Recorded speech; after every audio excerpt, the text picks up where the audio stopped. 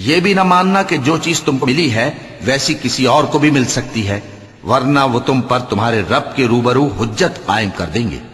اے پیغمبر کہہ دو کہ بزرگی اللہ ہی کے ہاتھ میں ہے، وہ جسے چاہتا ہے دیتا ہے، اور اللہ کشائش والا ہے، علم والا ہے۔ وہ اپنی رحمت سے جس کو چاہتا ہے خاص کر لیتا ہے، اور اللہ بڑے فضل کا مالک ہے۔ اور اہل کتاب میں سے کوئی تو ایسا ہے کہ اگر تم اس کے پاس دیناروں کا ڈھیر امانت رکھ دو تو تم کو فوراً واپس دے دے، اور کوئی اس طرح کا ہے کہ اگر اس کے پاس 1 دینار بھی امانت رکھو تو جب تک اس کے سر پر ہر وقت کھڑے نہ رہو تمہیں دے ہی نہیں۔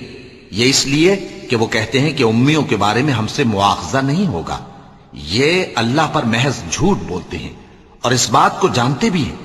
ہاں کیوں نہیں، جو شخص اپنے اقرار کو پورا کرے اور پرہیزگار بنا رہے تو اللہ بھی پرہیزگاروں کو دوست رکھتا ہے۔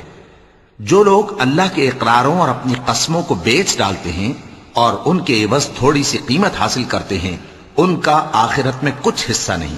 ان سے اللہ نہ تو کلام کرے گا اور نہ قیامت کے روز ان کی طرف دیکھے گا، اور نہ ان کو پاک کرے گا، اور ان کو دکھ دینے والا عذاب ہوگا۔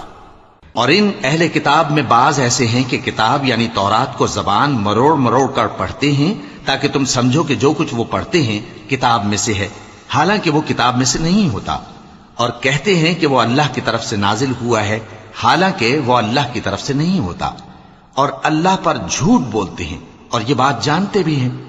کسی آدمی کو شایع نہیں کہ اللہ اسے کتاب اور حکومت اور نبوت عطا فرمائے پھر وہ لوگوں سے کہے کہ اللہ کو چھوڑ کر میرے بندے ہو جاؤ، بلکہ اس کو یہ کہنا چاہیے کہ اے اہل کتاب تم ربانی ہو جاؤ، کیونکہ تم کتاب کی تعلیم بھی دیتے ہو اور کیونکہ پڑھتے پڑھاتے رہتے ہو۔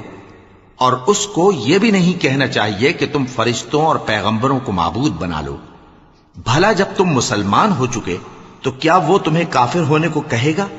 اور جب اللہ نے پیغمبروں سے عہد لیا کہ جب میں تم کو کتاب اور دانائی عطا کروں پھر تمہارے پاس کوئی پیغمبر آئے جو تمہاری کتاب کی تصدیق کرے تو تمہیں ضرور اس پر ایمان لانا ہوگا اور ضرور اس کی مدد کرنی ہوگی۔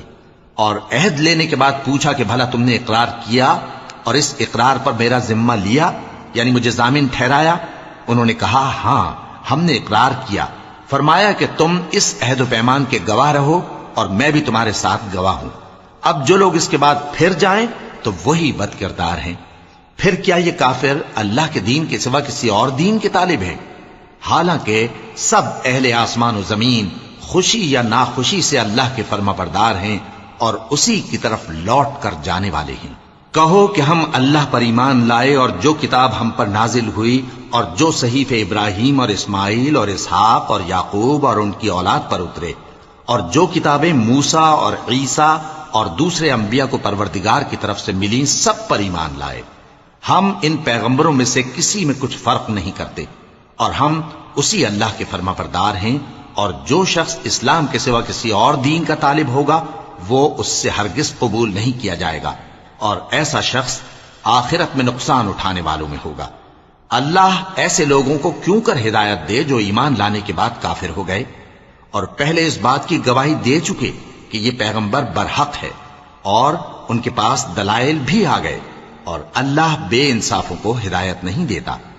ان لوگوں کی سزا یہ ہے کہ ان پر اللہ کی اور فرشتوں کی اور انسانوں کی سب کی لعنت ہے، ہمیشہ اس لعنت میں گرفتار رہیں گے۔ ان سے نہ تو عذاب ہلکا کیا جائے گا اور نہ انہیں مہلت دی جائے گی۔ ہاں جنہوں نے اس کے بعد